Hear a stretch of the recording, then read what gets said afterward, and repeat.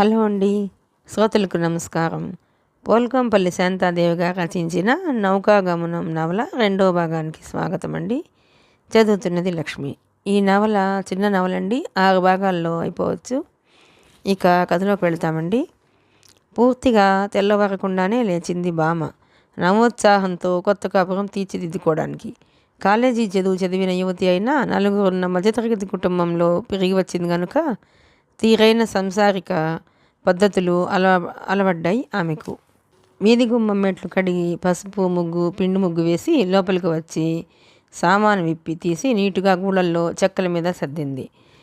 పని ముగించుకొని టీ తాగి 8 గంటల పొద్దైనా ఇంకా సుఖసయ్య వీడని భర్తను మేలుకొలుపులు పాడను వెళ్ళింది బామ. మగడి ఛాతీ మీద కితకితలు పెట్టి కొంటగా నవ్వింది. ఉలికిపడి లేచాడు అతను. అబ్బా, ఎంత పొద్దయింది అంటూ పొద్దెక్కేదాకా పడుకున్నాడేమో. కళ్ళు బాగా ఎగబడి కనురెప్పలు కళ్ళ క్రింద పొంగాయి.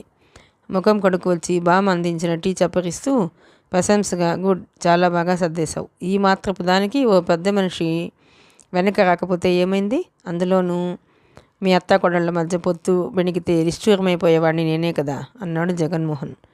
రేకు డబ్బాలో మట్టి పోసి ఇంటి వాళ్ళ దగ్గర నుండి తులసి మొక్క ఇప్పించుకు నాటి సూర్యకిరణాలు పడుతుంటే కిటికీలో ఉంచుతున్న బామ, అతగాడు బాగా సర్దేశావు అని మెచ్చుకోవడం కంటే ఒక్కదానివే కష్టపడాలా, నేను వచ్చేవాడినిగా తోడుగా అని కాస్త నొచ్చుకొని ఉంటే ఎక్కువగా సంతోషించేది.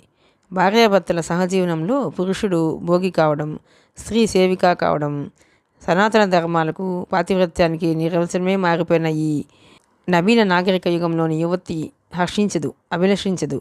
ఒకరికి ఒకరు తోడుగా నీడగా పరస్పరం సహకరించుకుంటూ అన్యోన్యంగా ఆనందంగా అంటే పప్పులో భార్య కారం వేస్తే మగడు ఉప్పు వేయాలా అంటూ జగన్మోహన్ లాంటి వాళ్ళు విరసంగా వెటకారం చేస్తే సమాధానం చెప్పలేదు. ఆవిడ ఎల్లకాలం మన దగ్గరే ఉండిపోయేదా, మరి మరో దిక్కులేని దానిలా కొత్త కాపురం పెద్ద మనిషి తరహాగా కోడలి కాపురం దిద్దిపోదామని సరదా పడింది. 4 రోజులు ఉంచుకొని పంపిస్తే మాట ఉండేది కాదు మన మీద. ఇహ ఆవిడతో పోట్లాటేసి కూర్చోడానికి నేనంత తెలివి తక్కువ దాన్ని కాదు. సాయంత్రం 4 గంటలకు కానీ ఆఫీస్ నుండి ఇంటికి రావడం పడలేదు జగన్మోహన్కు. అలసటగాను ఆకలిగాను ఉన్న ప్రాణం ముగ్గుపెట్టిన మెట్లు ఎక్కుతుంటే సగం సేద తీరింది. కిటికీలో పసుపు కుంకుమ పెట్టుకొని గాలికి చిన్నగా కదులుతోంది తులసి మొక్క. ఇల్లాలు ఉన్న ఇంటి కళ వేరు. ఇదివరకు తన బ్రహ్మచారి జీవితం గుర్తు వచ్చింది. ఇప్పుడు తన కోసం తలుపు తీసి ఆప్యాయంగా ఆహ్వానించే భార్యను తలుచుకుంటే ఎక్కడలేని మమకారంతో హృదయం ఉరకెత్తుతోంది. సత్య తలుపు తట్టాడు. గడియలేదు, నెట్టండి, నీరసంగా వినిపించింది బామ కంఠం. దిండులో ముఖం దాచుకుని బొక్కబోర్లా నేలను ఖర్చుకు పడుకుంది బామ. ఏమిటి? ఆత్రంగా సమీపించాడు. కడుపులో నొప్పి, బాధ భరించలేకుండా ఉన్నానండి. బాధతో కంపించింది కంఠం. పక్కనే కూలబడిపోయి వీపు తడుతూ ఆర్ద్రంగా అడిగాడు. ఎప్పటి నుండి నొప్పి? ఇది వరకు వచ్చేదా? అబ్బే, ఈరోజే పొద్దున్న పెట్టెలవి తీసి పెడుతుంటే మొదలైంది సన్నగా. ఏమోలే అనుకున్నాను. గంట నుండి మరీ కదలనివ్వడం లేదు. కడుపులో నరాలన్నీ చుట్టబెట్టినట్టు అవుతుందండి. అన్నం తిన్నావా? మీరు వస్తారు కదా అని డాక్టర్ని తీసుకురానా? బాధ భరించలేకుండా ఉన్నానండి. ఇలా ఉన్నప్పుడు నీ దగ్గర ఎవరూ లేకపోతే ఎలా? ఒంటరిగా వదిలి వెళ్ళాలంటే కాళ్ళాడడం లేదు, దిక్కుతోచని వాళ్ళ అన్నాడు. ఇంట్లో పెద్ద దిక్కు అవసరం ఇప్పుడు కానీ కనిపించడం లేదు జగన్మోహన్కు. పక్కింటి ఆవిడని పిలుస్తారా? ఆవిడేమైనా చెబుతుందో ఏమో. ఇల్లు చూడడానికి వచ్చినప్పుడు తప్ప ఇంటావిడితో మరి మాట్లాడలేదు. ఇప్పుడు వెళ్ళి ఏమని పిలవాలో మొహమాటంగా ఉంది అతడికి. అమ్మని తీసుకొస్తే ఎంత బాగుండేది. ఆవిడ సరదా తీరేది. ఇలాంటి సమయంలో పెద్ద దిక్కు ఉంటే ఎంతో ధైర్యంగా ఉండేది. అలసి సొలసి ఆకలితో వచ్చాడేమో. భార్య పరిస్థితి చూస్తుంటే అతడి హృదయం మరింత విహ్వలమైపోయింది. పెరటి తలుపు తీసి చూశాడు. ఆవిడ కొళాయి దగ్గరికి వచ్చిందేమోనని. ఎవరూ కనిపించలేదు. ఇహ పక్కింటికి వెళ్ళక తప్పలేదు జగన్మోహన్కి. ఏం నాయనా అందామె అతడి రాకకు ఆశ్చర్యపోతూ. మా ఆవిడకు నొప్పో ఏమిటో చాలా బాధపడిపోతున్నదండి. డాక్టర్ దగ్గరికి వెళుతున్నాను, మీరు కాస్త ఆవిడ దగ్గర ఉంటారేమోనని. అలాగా. వెంటనే లేచి వచ్చింది. బామ మీదకి వంగి ఏమిటమ్మా అని అడిగింది. ఎప్పటి నుండి? బామ మూలుగుతూ ముక్కుతూ చెప్పింది విని, కాస్త వేడివేడి ఛాయ్ తీసుకొని చూస్తావా, కొంచెం తగ్గుతుందేమో అంది ఇంటావిడ. చేసి తీసుకురానా? మీరు ఇంటికి వెళ్ళి చేసుకురావాలా? వంటింట్లో అరుగు మీద స్టవ్, టీకి కావాల్సినవన్నీ ఉన్నాయి. శ్రమ అనుకోకపోతే శ్రమ ఏముందమ్మా, ఒంటి కాపురం వాళ్ళ అవస్థ ఇది అంటూ లోపలికి వెళ్ళి టీ టీ చేసుకువచ్చింది. నేను వెళ్ళనా అండి డాక్టర్ దగ్గరికి? ఈ సమయంలో ఆవిడే ఆపద్బాంధవి. కాస్త ఆగు బాబు, ఈ ఛాయ్ తీసుకొని చూద్దాం. అర నిమిషం కూడా గొంతులో నిలవలేదు. బాత్రూమ్కి వెళ్ళడానికి కూడా వ్యవధి లేకపోయింది. అక్కడే బొళబొళా కక్కేసి ఒళ్ళంతా చెమటలు కక్కుతుంటే నీరసంగా పడుకుంది బామ. ఇంటి ఆవిడ చిరునవ్వు నవ్వుతూ కడుపా, ఎన్నో నెల అంది. అబ్బే ఏం లేదు, అంత బాధలోనూ సిగ్గుపడింది బామ. కాకపోవడమేం, ఎన్నో నెల? పోయిన నెల 20కే. నెల కాలేదు. చూస్తావేం బాబు, డాక్టర్ని తీసుకురా. కడుపుతో ఉన్న మనిషి నొప్పి రావడం మంచిది కాదు. నువ్వులే అమ్మాయి, పక్కైనా లేకుండా బండల మీద చల్లగా బోర్లా పడుకోకు. అయిన వాళ్ళకే కాదు, పరాయి వాళ్ళకు కూడా ఎంత అపురూపం నీళ్లు పోసుకున్న స్త్రీ మీద. మాతృత్వం స్త్రీకి అన్ని సంపదలకు మించిన వరం కదూ. హాయిగా నవ్వుకుంది బామ. కానీ ఈ నొప్పి ఏం చేస్తుందో కలవరపడిపోయింది. భర్త ముఖంలోకి చూడాలంటే సిగ్గేసింది. ఏకాంతంలో చూడాలి. తండ్రి కాబోతున్నానని తెలిసిన ఆయన ముఖంలోని భావాలు. లేడీ డాక్టర్ని తీసుకుని వచ్చాడు జగన్మోహన్. అన్ని సంగతులు ఇంటావిడే చెప్పేసింది లొడలొడ. కడుపుతో ఉన్న పిల్ల పొద్దుటి నుండి ఇల్లు సర్దుకోవడంలో, బరువులు ఎత్తడంలోనూ ఏదో జరిగిపోయింది. నొప్పి తెచ్చుకుంది. డాక్టరు పరీక్ష చేసింది, మందులు రాసింది. అప్పటికప్పుడు తనతో తెచ్చిన ఇంజెక్షన్ ఇచ్చింది. ఎక్కువగా తిరగొద్దని, రెస్ట్ తీసుకోమని చెప్పింది. పక్కా వ్యాపారంలో అప్పటికప్పుడు ఫీజు వసూలు చేసుకుని వెళ్ళిపోయింది. అవసరమైతే మళ్ళీ పిలవమని చెప్పి. పక్కింటి ఆవిడను కూతురు వచ్చి పిలిచింది. అమ్మా, నాన్న వచ్చాడు, పిలుస్తున్నాడు అంటూ. నేను పెడుతున్నానమ్మా, మీ పెద్దవాళ్ళని ఎవరన్నా పిలుచుకోండి. ఇలాంటి సమయంలో ఎవరో ఒకరు ఉండకపోతే కష్టం కదా. ఎవరో ఒకరు వచ్చేదాకా నాకు తెలిసిన వంట మనిషి ఒక ఆవిడ ఉంది, చెప్పి పంపమంటే పంపుతాను. భర్త కేసు చూసింది బామ. అటు ఇటు కాకుండా చెప్పాడు అతను. చూద్దాం, మళ్ళీ వస్తాను. ఇంటావిడ వెళ్ళిపోయాక గదిలో రాజ్యం చేస్తున్న నిశ్శబ్దంలో బామ ఊహలు హాయిగా సాగాయి కొద్ది క్షణాలు. రెండో అక్క స్మృతికి వచ్చింది. పెళ్ళైన రెండో ఏట తన నెల తప్పింది. పెళ్ళామంటే 7 నెలల ఎత్తు బావగారికి. తండ్రిని చేయబోతున్నదని తెలిసి అతగాడి అపురూపానికి అవధులు లేకుండా పోయాయి. 5వ నెలనే తీసుకుపోవడం, కాన్పు చేసి తిరిగి 5వ నెల పంపడం మా ఆనవాయితీ. అమ్మాయిని పంపించు అంటూ కూతురిని తీసుకురావడానికి వెళ్ళాడు తండ్రి. అన్నాళ్ళు బాగా వేగం సహించలేనండి అంటూ సరదాగా నవ్వేశాడు అల్లుడు. తప్పదు బాబు, తొలిచూలు కన్నవారికి అపురూపం. ఒంటి కాపురం చేసుకోవాలి, తినాలి అక్కడ. మరి చెప్పనేమలేదు మామగారిని. మీ అమ్మాయిని నేనేం కష్టపెట్టను, నాకు అపురూపమే. వంట మనిషిని పెడతాను. అక్కడికి పంపేదాకా అరికాలు మాయనివ్వను, సరేనా? అన్నట్టుగానే జరిపాడు. తనది మామూలు బడిపంతులు ఉద్యోగమైన 12 పాపాయిని ఎత్తుకొని తన సంసారానికి నిండుతనం తీసుకువస్తుందని కలలు కంటూ పురిటికి పంపాడు పుట్టింటికి. కానీ తన ప్రతిరూపంగా పాపను నేల మీద విడిచి మాయమైపోయింది బామ అక్క. ఎందుకో గుండె జల్లుమంది బామకు. ఏవో భావాలను కప్పిపుచ్చుకోవడానికి సాకుగా పేపర్ తిరిగేస్తున్న జగన్మోహన్ మామూలుగా అడిగాడు. నొప్పి తగ్గినట్టు అనిపిస్తుందా? కొద్దిగా. తను కలగన్న అపురూపత, అనురాగం మగడి కన్నుల్లో కానీ కంఠంలో కానీ కనిపించక నిరుత్సాహంగా నిట్టూర్చింది బామ. కాళ్ళు కడుక్కొస్తారా, వడ్డించనా? మళ్ళీ లేచి తిరిగితే నొప్పి బాగా వస్తుందేమోనని భయంగా ఉన్న అతడి మౌన వైఖరి మరీ ఇబ్బందిగా ఉంది. సత్యాతనవుతుందా? నేను పెట్టుకుంటానులే, మరి నువ్వు తినవా? అబ్బే, నేనేమీ తినేట్టు లేదు ఇప్పుడు, మీకు పెడతా పదండి. అన్నం తింటూ అడిగాడు జగన్మోహన్. అమ్మను రమ్మని రాయన, పరిస్థితి ఇలా ఉందని. బాగుండదు ఖచ్చితంగా అంది బామ. ఆమె మనతో 4 రోజుల పాటు వచ్చి ఉండాలని సరదా పడితే మనం మౌనం వహించాం. ఇప్పుడు అవసరమై రాస్తే మాట మీరలేక వస్తుందేమో కానీ మంచమెక్కి కూర్చొని చేయించుకోవడం ఇబ్బందిగా ఉంటుంది. మరి ఎలా? కాస్త ఆరోగ్యం కుదుట పడే వరకు మీ పుట్టింట్లో ఉండి వస్తావా అన్నాడు. కానీ తన మాట తనకే సమ్మతంగా లేదు. ఇదివరకు మాటేమో కానీ బామ్మను పంపేసి బోసిపోయిన ఇంట్లో ఉండడం దుర్భరం. బామ్మకు అసలే ఇష్టం లేదు పుట్టింటికి వెళ్ళడం. కొత్త కాపురం గురించి ఎన్నో కలలతో వచ్చింది. ఒకటి రూపు దాల్చకుండానే వెళ్ళడం అంటే దిగులేసింది. అదేం మాట, సుస్థీలు అనారోగ్యాలు వచ్చినప్పుడల్లా పుట్టింటికి పరిగెత్తడమేనా? ఈ 4 రోజులు ఎలాగో గడిపేస్తే ఈ కడుపు నొప్పి తగ్గితే నెమ్మదిగా నేనే చూసుకోగలను. ఓ పని మనిషిని సాయంగా పెట్టుకున్నానంటే. పక్కింటి ఆమె చెప్పిన వంట మనిషి ఎవరో ఈ 4 రోజులకు కుదుర్చుకుంటే అంతకంటే మరో గత్యంతరం ఏదీ కనిపించలేదు జగన్మోహన్కు కూడా. నువ్వే చెప్పు పక్కింటి ఆవిడకు. భోజనం ముగించి ఒక్కపొడి వేసుకుని డాక్టర్ రాసిన మందుల కోసం బజార్కి వెళుతూ బొత్తిగా ఏమీ తీసుకోకపోతే ఎలా సత్య? వస్తూ హోటల్ నుండి ఎవరైనా తీసుకురానా అడిగాడు. ఏమీ వద్దండి, తినాలనిపిస్తే ఓ గంట అయ్యాక అన్నమే తినేస్తాను. భర్త వెళ్ళిపోయాక పక్క మీద వాలింది బామ. నెల తప్పిన సంగతి తెలిసాక మారిపోయిన అతడి వైఖరికి ఆశ్చర్యపోతూ.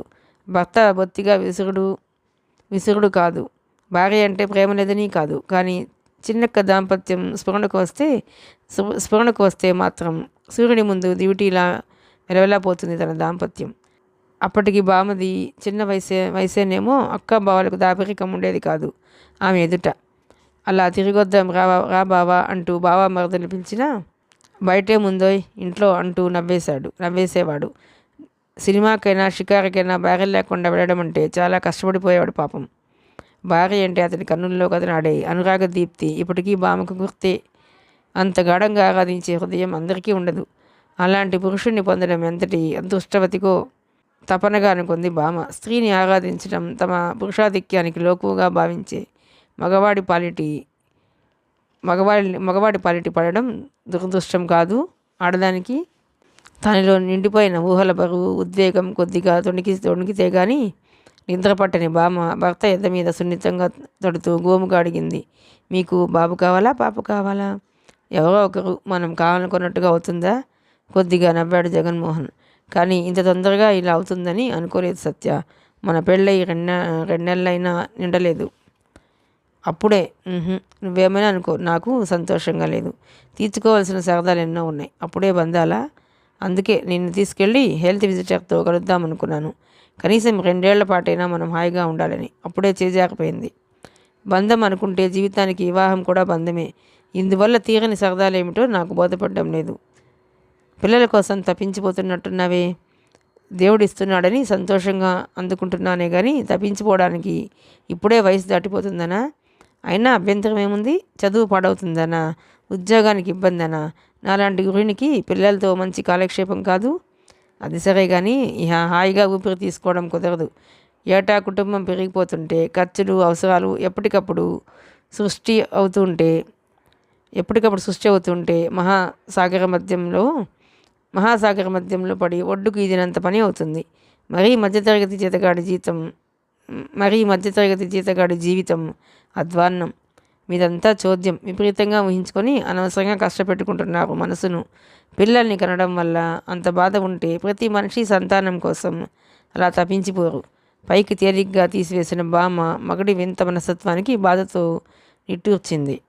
నమస్కారం అండి. నమస్కారం. తడబాటుగా తలెత్తింది బామ్మ పత్రికలోంచి. కర్టెన్ తొలగించుకొని పట్టుచీరలో నిండుగా అలంకరించుకున్న 25 ఏళ్ల యువతిలోనికి వచ్చింది నిస్సంకోచంగా. కర్టెన్ అవతల మెట్ల మీద నిలబడ్డ ఆఫీసు ప్యూన్, మన ఇంజనీర్ గారి భార్యమ్మ అన్నాడు. రండి కూర్చోండి. కుర్చీ జరిపింది బామ్మ. ఆమె కూర్చుంటూ, మొన్నే వచ్చారనుకుంటాను అంది. అవును, వారం రోజులవుతుంది. ఎక్కువసేపు కూర్చోవడానికి లేదు. ఇంకా చాలా ఇళ్ళు పిలవాలి. మా పాపకు భోగిపళ్ళు బొమ్మల కొలువు ఉన్నాయి. పసుపు కుంకుమకు రండి. మరి నేను వస్తాను, తప్పకుండా రండి. లేవబోయింది. ఉండండి, కాస్త టీ పుచ్చుకుని వెళుదురు కానీ. ఎక్కువ ఆలస్యం కానివ్వను వారించి వంట మనిషిని పిలిచి టీ ఫిర్మాయించింది బామ్మ. అప్పుడప్పుడు రావుగారు మా ఇంటికి వస్తుంటారు. ఈయన చిన్నప్పటి క్లాస్మేట్ అట. మొన్న వచ్చినప్పుడు చెప్పారు రావుగారు శ్రీమతిని తీసుకువచ్చానని. మీరు గ్రాడ్యుయేట్ అనుకుంటాను. బిఏ చిరునవ్వుతో అంది బామ్మ. నా ఊహ పొరపాటు కాకపోతే మీరు కూడా? సగౌరవమైన హాసం పెదవుల మీద నక్కిస్తుంటే చెప్పింది. ఎంఎస్సి రీసెర్చ్ చేస్తున్నాను ప్రస్తుతం. టీ తీసుకున్నాక నుదుటి కుంకుమ పెట్టి తాంబూలం ఇస్తూ మీ పేరు చెప్పారు కాదు అంది బామ్మ. శ్యామసుందరి. మీకు మా ఇల్లు తెలియదు కదా? ప్యూర్ని పంపిస్తాను, రండి, తప్పకుండా రావాలి. శ్యామసుందరి వెళ్ళిపోయింది. పెద్ద ఆఫీసర్ భార్య, పాపకు తల్లి. ఎంఎస్సి చేసి రీసెర్చ్ చేస్తుంది ఇప్పుడు. అణిగిపోయిన విద్యాతృష్ణలో అలలు రేగాయి. చదువుకోవడానికి కానీ ఉద్యోగం చేయడానికి కానీ భర్త అనుమతి కోరలేదు. అసలు అలాంటి అవకాశం ఇచ్చేది కాదు అతడి తత్వం. అయినా బాబో పాపో పుట్టి తను తిరిగాడేదాకా అలాంటి అవకాశమే లేదుగా. నిస్పృహగా నిట్టూర్చింది బామ్మ. జగన్మోహన్ టూర్ వెళ్ళాడు. నిన్న రాత్రి రావాల్సిన మాట ఈ ఉదయం కూడా రాలేదు. పేరంటానికి వెళ్ళాలంటే ఇల్లు వంటవాడి మీద వదలాలి. అతడు ఎలాంటివాడో, కొత్త ఊరు, నలుగురితో పరిచయం చేసుకోవాలంటే ఇది మంచి అవకాశం. అయినా వెళ్ళకపోతే ఏమనుకుంటారు వాళ్ళు? పని వాళ్ళను నమ్మకపోతే గడిచే కాలం కాదు ఇది. వంటవాడికి ఇల్లు అప్పగించి వెళ్ళడానికి నిశ్చయించుకుంది బామ్మ. వచ్చాక వారి అభ్యంతరం ఏమైనా ఉంటుందా సందేహించింది.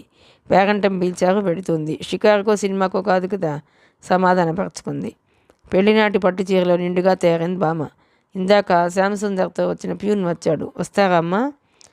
వంటవాడికి చెప్పి బయలుదేరింది బామ్మ. ముగ్గులు పెట్టి గొబ్బెమ్మలతో అలంకరించిన ప్రాంగణం ముద్దుగా స్వాగతం చెబుతుంది ముత్తైదువులకు. గుమ్మంలోకి ఎదురొచ్చిన శ్యామసుందరి రండి అంటూ ఆహ్వానించింది. అప్పటికే చాలామంది పేరంటాళ్ళు వచ్చారు, వస్తున్నారు ఇంకా.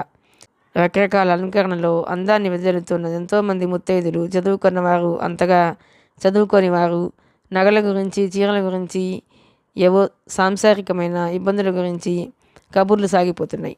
ఎంత చదువుకున్న యువతి అయినా ఇలాంటి కబుర్లలోనే నిజమైన తృప్తి పొందుతుందేమో. అలాంటి కబుర్లంటే అంతగా అనిష్టత లేకపోయినా అక్కడ పరిచయం ఉన్నవారు ఎవరూ లేరు బామకు, శ్యామసుందరి తప్ప. ఒకరిద్దరు బామకేసి కుతూహలంగా చూడడం గమనించిన శ్యామసుందరి జగన్మోహన్ రావు గారి భార్య సత్యభామ బిఏ అంటూ పరిచయం చేసింది.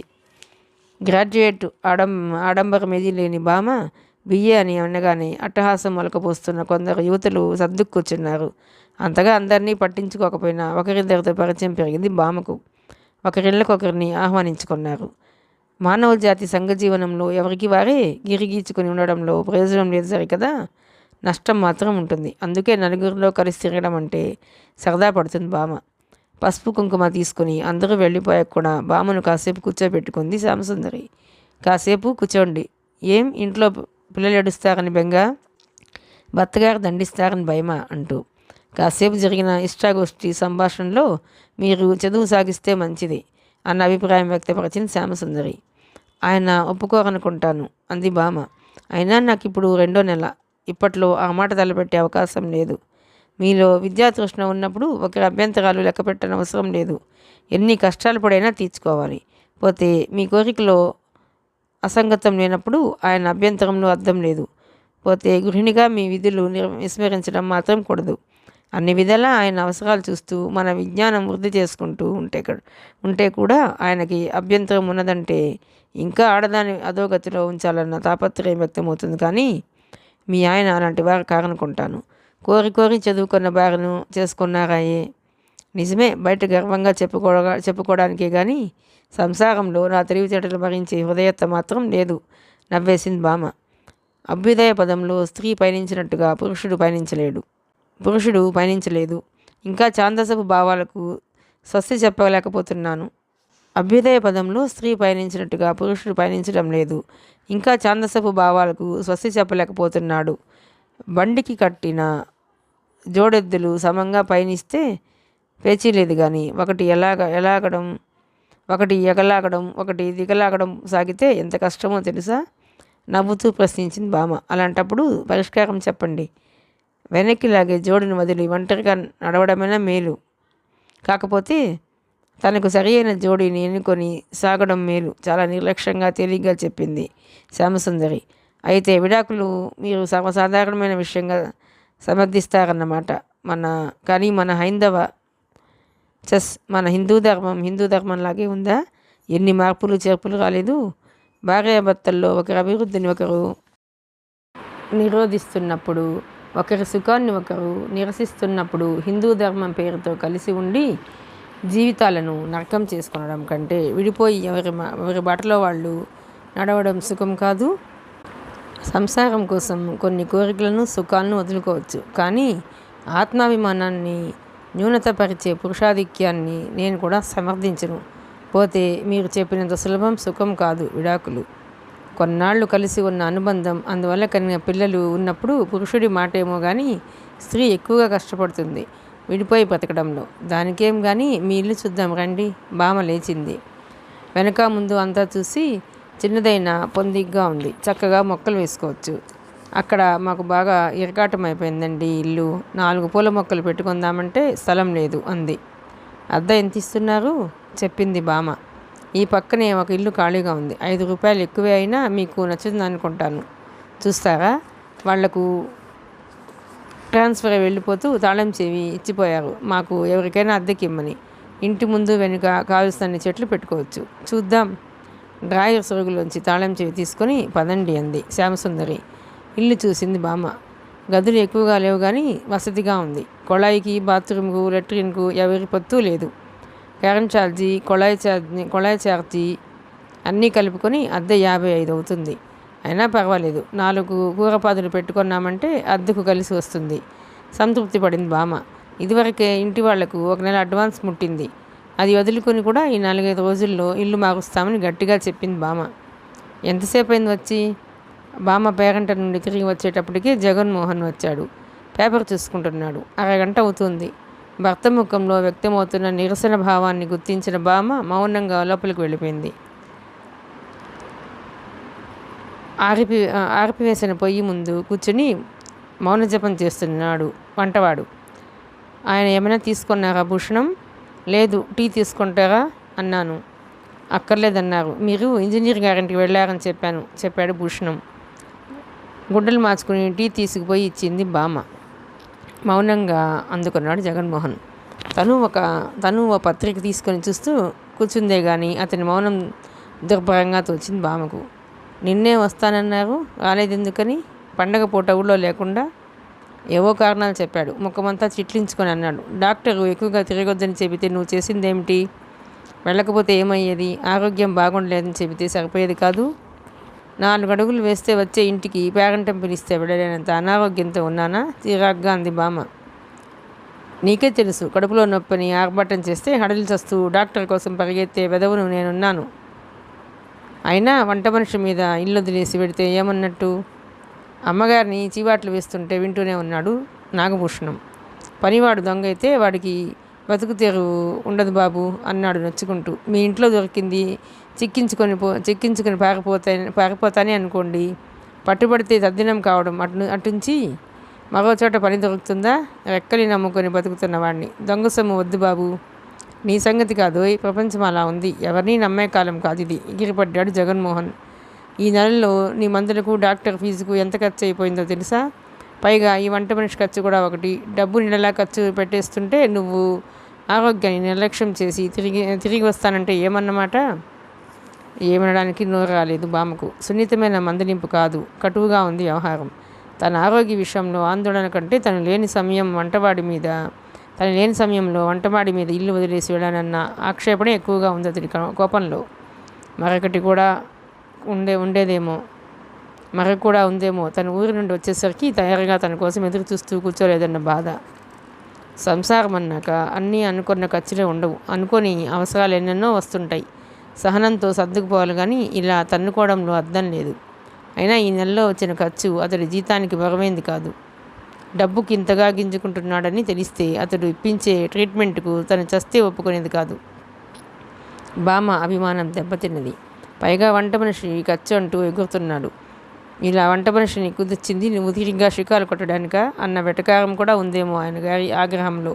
పొద్దున్నే అతడికి జీతం ఇప్పించి పంపివేయాలి రోషంగా అనుకుంది. వారమైనా నిండలేదు కొత్త కాపురం మొదలుపెట్టి. అప్పుడే కలతల పెరిగి 2 జీవితాలు 2 బాటలు పట్టవు కదా. బామ్మ భయపడిన తన ఆలోచనలో విపరీతం లేదు కదా అని సమీక్షించుకుంటూనే ఉంది.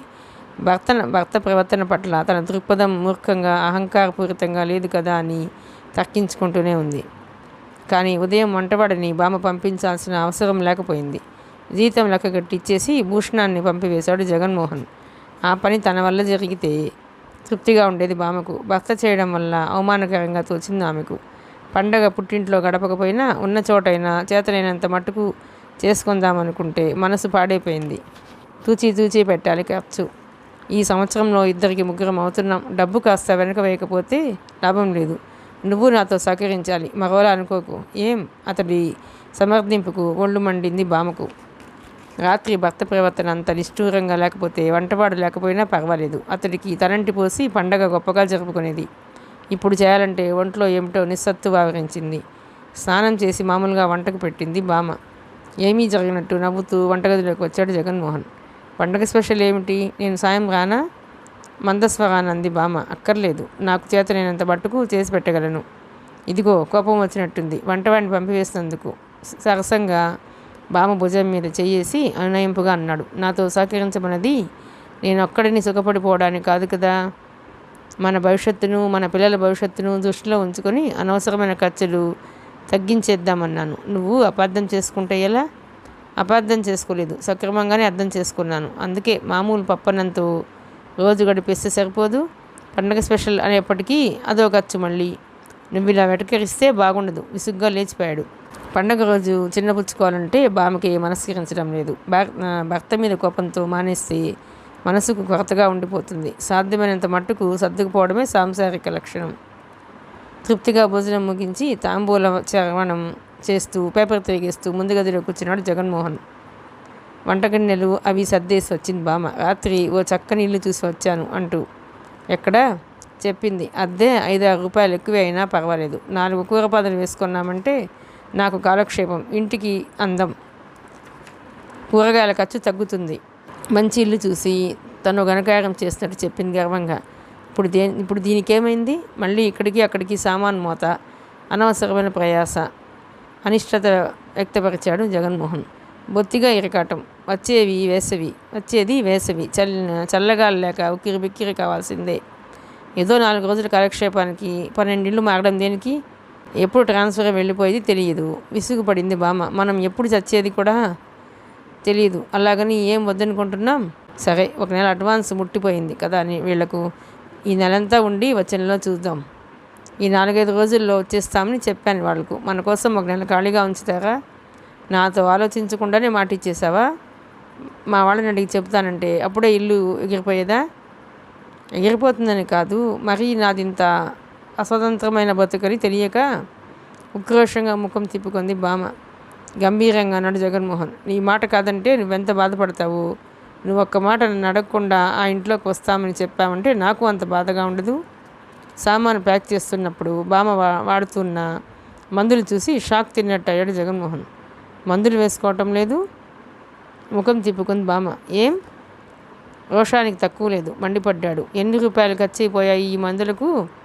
కడుపు నొప్పి అంటే ఓ మందు, కాళ్ళు లాగుతాయంటే ఓ మందు, కళ్ళు తిప్పుతాయంటే ఓ మందు, చేతిలో కళానికి అడ్డు లేకుండా డాక్టర్ రాసిస్తే తను తిక్కవేద తెచ్చిపోశాడు రాసినవన్నీ. అంతంత ఖరీదులు పెట్టి తెచ్చిన మందులు పాడైపోతాయన్న దుగ్ధ. వాటిని పాడుపెట్టిన భామ పంతం చూస్తే మంట అలుముకుంది అతని హృదయంలో. కానీ ప్రతీకారం ఏదీ తోచలేదు అతడికి. అసలే ఆడది, అందులోనూ చదువుకున్నాడది. పౌరుషం వచ్చిందంటే దానిని నిలబెట్టుకోవడానికి ఎంతటి సాహసానికైనా తయారు కాగలదు. భామ సంగతి తనకు తెలుసు. కానీ ఎక్కడికక్కడ హద్దులు ఏర్పరుస్తూనే ఉండాలి. కాకపోతే పెత్తనమంతా తనది చేసుకుని పిలక చేతిలోకి తీసుకోగలదు. ఆడదాని చేతిలోకి తోలుబొమ్మ కావడం మగవాడికి ఎంత అసహ్యంగా ఉంటుంది. కట్స్ పోను, ఇది నా జీతం, సంసారం అంతా నీ ఇష్టం. నెలాఖరున బ్యాంకులో ఎంత వేసేది నీ ఇష్టం. టీఏ బిల్స్ వస్తే నా ఖర్చులకు ఉంచుకుంటాను. సర్వాధికారాలు ఇచ్చి వేసిన దాతలా ముఖం పెట్టాడు జగన్మోహన్. ఇంత సద్బుద్ధి ఈయనకెలా కలిగిందా అని ఆశ్చర్యపోయిన భామ వెనుకనే సర్దుకుంది. చతురుడు కాదు, దొంగకు తాళం చెవులు ఇవ్వడంలో గల చాకచక్యమిది. బాధ్యత తనదైనప్పుడు హద్దులు వాటంతటవే ఏర్పడిపోతుంటాయి. అనవసరమైన ఖర్చులంటే అసలే చేయరాదు. ఇంటిలో పెత్తనం తనదైనా డబ్బు ఖర్చు మగవాడి చేతి నుండి జరిగితేనే ఆడదానికి సుఖం. అయినా ఇది కొన్నాళ్ళు చూద్దాం అనుకుని డబ్బు తీసుకుంది బామ. సంసార నౌకకు డబ్బు చుక్కాని లాంటిది. చుక్కాని పట్టడంలో తన నేర్పంతా చూపాలి. తన సంసార నౌకాగమనం మీద అప్పుడే ఉజ్వలమైన కళ్ళు కనడంలో మునిగిపోయింది బామ. అత్త, అమ్మ వస్తుంది. శ్యామసుందరి పాప పరిగెత్తుకు వచ్చింది. పాపకు తల్లితో తిరగడం అంటే చాలా సరదా. కానీ అదే అపురూపం. శ్యామసుందరికి తీరుబడి తక్కువ. తీరిక చిక్కినప్పుడు మాత్రం ఎక్కువగా పాపతో గడుపుతుంటుంది. వెనుకనే వచ్చింది శ్యామసుందరి. ఓ, మిమ్మల్ని అలాగే ఫోటో తీసేయాలి. కుర్చీళ్ళు పైకి దోపి పమట నడుముకు చుట్టి పెరట్లో టమాటా నారు పెడుతుంది బామ. రేగిన ముంగురులతో చెదిరిన కుంకుమతో సినిమాల్లో పల్లె యువతిలా ఉంది. నవ్వేసింది బామ. ఇంట్లోకి పదండి, చేతులు కడుక్కొని వస్తాను. మొక్కలు నాటండి. నారు పీకి పెట్టారు, వాడిపోగలదు. వారించింది శ్యామసుందరి. కావలిస్తే నేను రాగలను మీకు సాయం. సోమరిగా కూలబడి ఉత్త కబుర్లు చెప్పుకోవడం కంటే తోట పని మంచి కాలక్షేపం. అదేమిటండి, ఇస్త్రీ చీర పాడైపోగలదు. మరేం పర్వాలేదు. బామ వారించిన వినలేదు శ్యామసుందరి. మొక్కలు నాటడంలో సాయం వచ్చింది. మీకు ఇదివరకే తోట పని బాగా అలవాటు ఉన్నట్టుందే. మా పుట్టింట్లో కావలసినంత చోటు. మా నాన్నగారికి తోట పని ఇష్టం. మా పిల్లలందరినీ పిలిచి తలా ఓ పని చెప్పేవారు. ఇంటికి కావలసిన కూరగాయలు కొనకపోవడం అట్లా ఉంచి పరిచేస్తులకు స్నేహితులకు పంపేవాళ్ళం. పాప ఓ చెంబు తీసుకుని కొడాయి దగ్గర నీళ్లు పట్టి తెచ్చి నాటిన మొక్కలకు పోస్తుంది. వద్దు పాప, గుడ్డలు తడుస్తాయి, వారించింది బామ. తేనిండి. పిల్లలు ఎక్కువగా చెడ్డ పనులే చేస్తున్నా అంతగా హద్దులు ఏర్పరచకూడదండి. స్వేచ్ఛ లేకపోతే మనసులు వికసించేదిలాగా. మొక్కలు నాటడం పూర్తయి చేతులు కడుక్కున్నారు. ఇంట్లోంచి స్టూల్ తెచ్చి వేసింది శ్యామసుందరి. 4 రోజులు పోతే చక్కని తోట ఆకృతి రూపొందుతుంది. ప్రశాంతంగా మీ తోటలో కూర్చుని చదువుకోవడానికి వస్తాను సరదాగా అంది శ్యామసుందరి. మా ఇంట్లోనూ కావాల్సినంత ఖాళీ స్థలం ఉంది, కానీ తోట పెట్టగలంత తీరిక నాకెక్కడిది? పూర్తిగా పనివాళ్ళ అయ్యే పని కాదు. తోటలో 4 కోటన్ మొక్కలు ఉన్నాయంటే వాటికి నీళ్లు పోయటానికి ఏడుస్తాడు వాడు. బామా, అవతల నుండి జగన్మోహన్ కేక వినిపించింది. లోనికి వస్తున్న అతడు శ్యామసుందరిని చూసి వెనుతిరిగిపోయాడు. కూర్చోండి, వస్తాను. శ్యామసుందరిని కూర్చోపెట్టి అతడి వెనకే వచ్చింది బామ. తొందరగా వచ్చేసారే? రోజు 6ంటికి కానీ రానివారు? పిక్చర్కి వెళదామని తొందరగా తయారవు. అబ్బే, ఈరోజు కాదు, నేను ఇంకా రాత్రికి వంట పెట్టలేదు.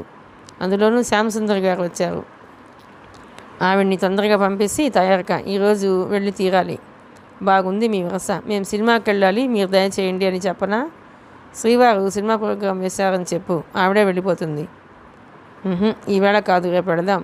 అయితే నీ ప్రారంభం, నేను ఒక్కడనే పెడతాను. తర్వాత ఏడిస్తే బాగుండదు చూడు. కొంచెం నిష్ఠూరాన్ని కొంచెం కోపాన్ని మేళవిస్తూ అన్నాడు. చిక్కుమంది బామ మనసు. కళ్ళు చిట్లించింది కోపంగా. సినిమాలంటే అంతగా పడి చచ్చేదాన్ని కాదులేండి ఏడవడానికి. ఇంకా వంట కాలేదు, రేపు పెడదామన్నాను. మీకంత ఉబలాటంగా ఉంటే మీరు వెళ్ళండి. ఆ మాత్రానికే కర్మలించడం దేనికి? బంధువులు ఎవరో వచ్చారు, రమ్మంటూ శ్యామసుందరికి పిలుపు వచ్చింది. వస్తానంటూ వెళ్ళిపోయింది ఆమె. మరిక త్వరగా కానీ వంటేం వంట, అన్నం పెడితే సరిపోదు. పొద్దుటి క్యాబేజీ అయిపోయింది, ఏదైనా చేయాలి. ఊరగాయలతో పని దాటేద్దాం. ఎద్దు గబగబా అన్నం ఒకటి దించేయి. నేనేం రాదలుచుకోలేదు, మీరు వెళ్ళండి. అబ్బా, చీటికి మాటికిలా కోపం తెచ్చుకుంటే ఎలా బామా? మొగుడు పెళ్ళాలం కదా. దురుసుగా ఒక మాట అన్నానే అనుకో, మరీ అంత పట్టింపుగా తీసుకోవాలా? లాలనంగా భుజం మీద చేయవేశాడు. దూకుడుగా అంది బామ్మ. ఎందుకు దురుసుగా మాట్లాడాలి? మొగుడైతే మాత్రం వ్యక్తిత్వం, ఆత్మాభిమానం ఉండవా ఏమిటి? పెళ్ళామైతే అనవసరంగా అంటే ఎందుకు పడతాను? దెబ్బలాటకు బాగా తయారు, విసుక్కున్నాడు. ముందు అన్నానికైతే పెట్టు. సినిమాకు వీలైతే పోదాం, లేకుంటే ఇద్దరం మానేద్దాం. మరోసారి వెళ్ళొచ్చులే. అలా రావాలి దారికి అనుకునేదే కానీ అంతగా తృప్తి కలగలేదు బామ్మకు. ముందు సినిమాకైతే పద, తిండి తిప్పలు తర్వాత చూద్దాం. బజార్ నుండి పళ్ళో గిళ్ళో తెచ్చుకుందాం కానీ అంటే మరింత బాగుండేది. అందుకు తను ఎలాగూ ఒప్పుకోకపోయినా అనుకున్న టైంకి 5 నిమిషాల ముందుగానే తయారైంది బామ్మ. కర్చీఫ్ మడత పెట్టుకుంటూ జోళ్లల్లో కాళ్ళు దూరుస్తున్న బామ్మతో, మరి హ్యాండ్ బ్యాగ్ తీసుకోవు అన్నాడు జగన్మోహన్. అదెందుకు? పెద్ద ఫ్యాషన్లు నాకు అంతగా అలవాటు లేవు. కాదు, డబ్బు తీసుకోవు. సంగతి అర్థమైపోయి పెంకగా నవ్వింది బామ్మ. భలే, మీరు సినిమాకి తీసుకుపోతూ నన్ను డబ్బు అడుగుతున్నారా? మీ పప్పులేవి నా దగ్గర ఉడకవు. జేబు ఖర్చుకొని ఉంచుకున్నారే, ఆ డబ్బు పెట్టి తీసుకెళ్ళండి నన్ను. సినిమా ప్రోగ్రాం నేను వేసినప్పుడు నా డబ్బు ఖర్చు పెడతాను. గట్టిదానివే, సరే పద. తాళం కప్పు చేతికి తీసుకుంటూ హాయిగా నవ్వేశాడు జగన్మోహన్.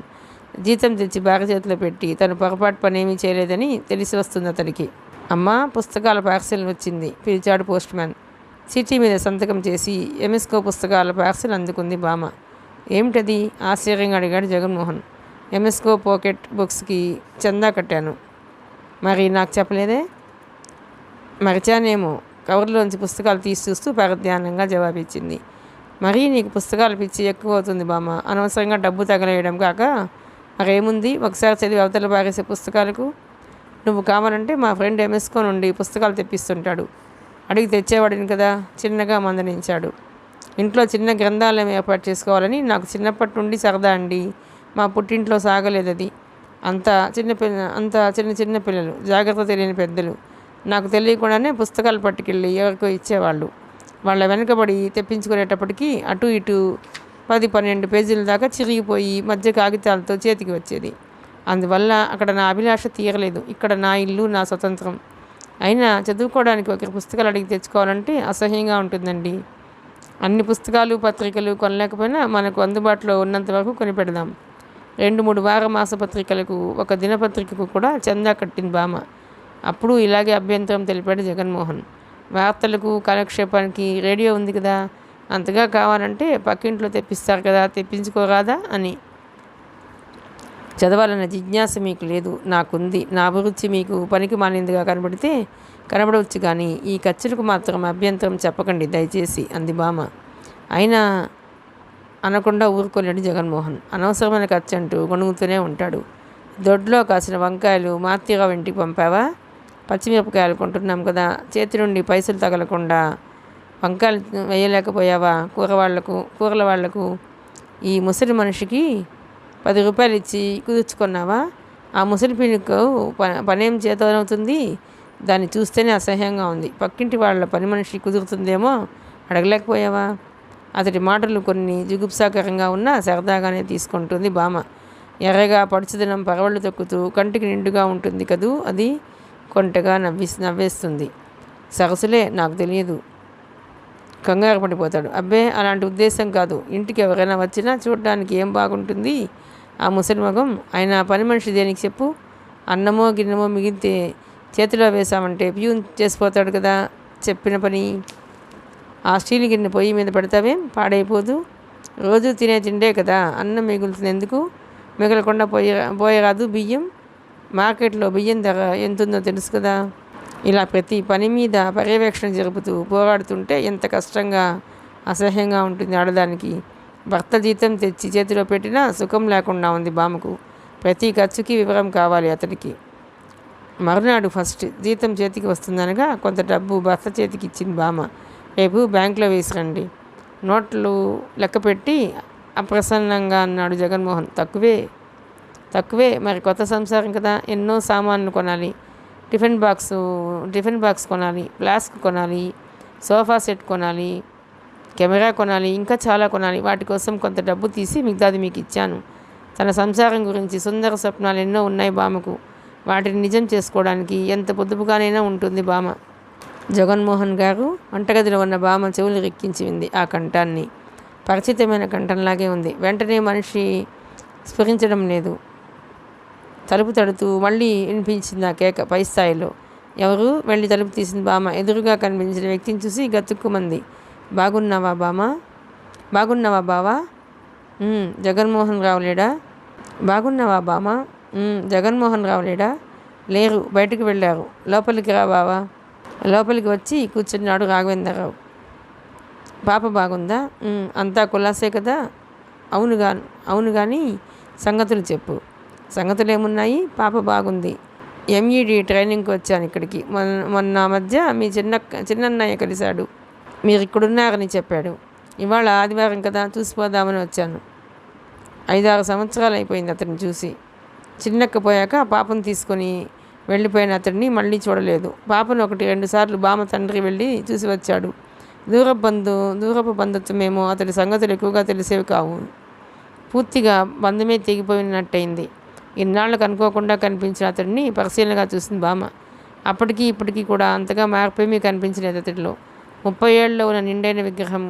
కానీ చెప్పుకోదగ్గ మార్పు ఒకటే, గుండెల్ని కదిలించే మార్పు. ఆ కళల్లో ఇదివరకటి చిలిపితనం, ఉల్లాసం లేవు. అనురాగపు వీక్షణాలతో చిన్నక్కను స్నానం చేయించే అతడి కళ్ళల్లో విషాదపు నిండలు పరుచుకున్నాయి. అప్పటికి బామ చిన్నపిల్లేమో ఆటలు పట్టించేవాడు ఆమెను. కొంటె బావగానే ముద్ర వేసుకున్నాడు ఆమె హృదయంలో. కానీ పరాచికాలాడే ఆ బావకు ఈ విషాదమూర్తికి ఎంత తేడా ఉంది. మీ ఆయన ఎప్పుడు వస్తాడు? కూర్చో బావా. పొయ్యి మీద పప్పు మాడిపోతున్నట్టుంది. లోపలికి పరిగెత్తి పప్పు దించేసి వచ్చింది. బామ కూడా యవ్వనం వికసించిన యువతయింది. మామూలుగా మాట్లాడడానికి కూడా అతడు సంకోచపడుతున్నాడు. చాలా కాలం తర్వాత కలిశారు ఇద్దరు. పరస్పరం తెలుసుకోవాల్సిన సంగతులు ఎన్నో ఉన్నాయి. కానీ మూగబోయి కూర్చున్నారు. బామ చిన్నక్క స్మృతులతో హృదయాలు నిండి బరువెక్కాయి. అప్రయత్నంగా బామ కళ్ళు చెమర్చాయి. పాప ఎక్కడుంది? వాళ్ళ నానమ్మ దగ్గర ఉంది. మంచినీళ్ళు దొరికాక అమ్మను పాపను తీసుకొస్తాను ఇక్కడికి. బాగా పెద్దదైపోయి ఉంటుంది కదూ. చదువుతుందా? బాగా పెద్దదైపోయి ఉంటుంది. చదువుతుందా? 5 వెళ్ళి 67 కదా. వాళ్ళ అమ్మలాగే చాలా తెలివైంది. 2వ తరగతి చదువుతుంది. పాపను తీసుకుని నా పెళ్ళికి వస్తావని అనుకున్నాం. పాపను చూడాలని చాలా ఎదురు చూసింది అమ్మ. మూలిగాడే కానీ మరో సమాధానం ఏమీ చెప్పలేదు అతడు. జగన్మోహన్ ఇప్పుడే రాడేమో, నేను పెడతాను. అమ్మ వాళ్ళు వచ్చాక మరోసారి వస్తాను పాపను తీసుకుని. ఆహా, ఆయన వస్తారు, నువ్వు భోంచేసి వెళుదువు కానీ. బొత్తిగా పరాయి వల్ల ఏమిటంత ఇది వచ్చుకుంది. మొదట మొహమాట పడ్డా బామ బలవంతంతో ఆగిపోయాడు అతడు. వంటగది గుమ్మంలో పీట వేసి కూర్చోబెట్టి సంగతులు చెప్పించుకుంటూ వంట ముగించింది బామ్మ. ఎక్కువగా పాప సంగతులే. తల్లి లేని పాపను పెంచడానికి చాలా కష్టపడ్డారు.